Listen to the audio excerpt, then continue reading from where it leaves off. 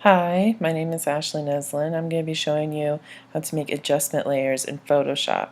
So to do that, you need to go to your layers menu. Now with adjustment layers, it's really nice because you can just add the layer right there to the layers menu without having to go through a bunch of menus to click to your adjustments menu. So that's really nice. But if you were going to do the original way, you would have to create a new layer, and then you would go to images, go down to adjustments, and then here's all the adjustments you can make to your photo.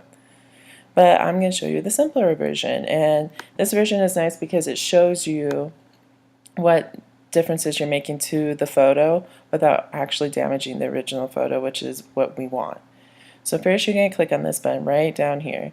You click on that and it will show you all of the different adjustments you can make to your photo. So we're going to click on Vibrance today. So what's nice is that usually it'll pop up, and so you can make the adjustment right here. Now if you look back down at your layers menu, you can see that I created a new layer for you, and it still has a mask, so that it shows you what differences you're making to the photo while not damaging the photo. Now if your properties doesn't show up, or that menu doesn't show up, you can click on this button right here and hold it, and it will pop up once you click on that. But usually it does.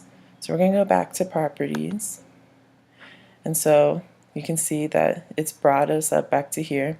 Now we're going to be using Vibrance today. With Vibrance, it will make your color pop out more. Now I'm just going to show you the extreme version. Mind you, you don't do this to your photos, otherwise it's going to look weird. So here's an example of a very vibrant picture. You can see that it's really extreme. I mean, if you want this, do it, but in most cases you don't want to, especially if with people, because usually the skin tone will just look weird and yellowish and not correct. But as you can see, that's what happens. Now what's nice is also there's saturation over here. So with saturation, it will bring out certain colors, for example black and white, or just the vibrance.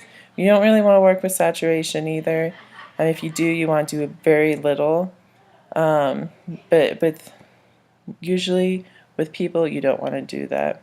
So what's also about the adjustment layers is that you can create another layer on top of that.